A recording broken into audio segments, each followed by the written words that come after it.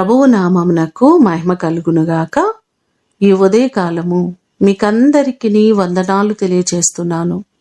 ఈ దినము మిమ్ములను బలపరచు దేవుని మాట, భయపడకుడి, నేను మిమ్మును మీ పిల్లలను పోషించెదను.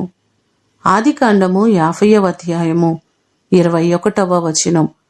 యోసేపు తన అన్నలతో ఈ మాటలు చెప్పడం మనం చూస్తున్నాం. యాకోబు కూడా అంటున్నారు, ఆదికాండము 48వ అధ్యాయము 15వ వచనములో, నేను పుట్టినది మొదలు నేటి వరకు ఎవరు నన్ను పోషించినో ఆ దేవుడు అనే మాటలు మనం చూస్తున్నాం. ఇశ్రాయేలీయులను దేవుడు మన్నాతో వారిని అద్భుతంగా పోషించిన విధానము ఈ భాగాలలో మనకు కనబడుతుంది.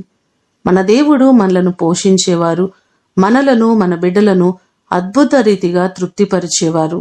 మీ కుటుంబాల్లో ఉన్న ప్రతి ఇబ్బందులను దేవుడు తీర్చి ఆయన మిమ్ములను మీ పిల్లలను పోషించునుగాక. ప్రార్థన చేసుకుందాం. పరిశుద్ధుడైన తండ్రి, మీ పాదములకు వందనాలు ప్రభువా.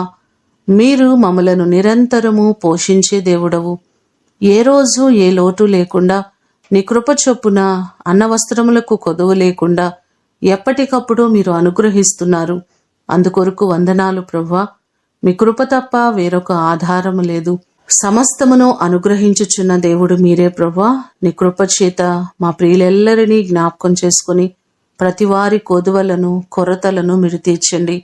వారిని వారి బిడ్డలను సమృద్ధితో మీరు నింపండి ప్రభువా. ఎవరు ఏ కొదువ కలిగి ఇబ్బంది పడుతున్నారో ప్రతి వారి కొదువలను కొరతలను తీర్చండి. ప్రతి వారిని సమృద్ధితో మీరు నింపండి. ఈ దినము కొరకు వందనాలు కృతజ్ఞతలు మీకు తెలియచేస్తూ యేసు అతి శ్రేష్టమైన నామమున అడిగి వేడుకొని పొందియున్నాము తండ్రి. ఆమేన్. దేవుడు మిమ్ములను దీవించునుగాక.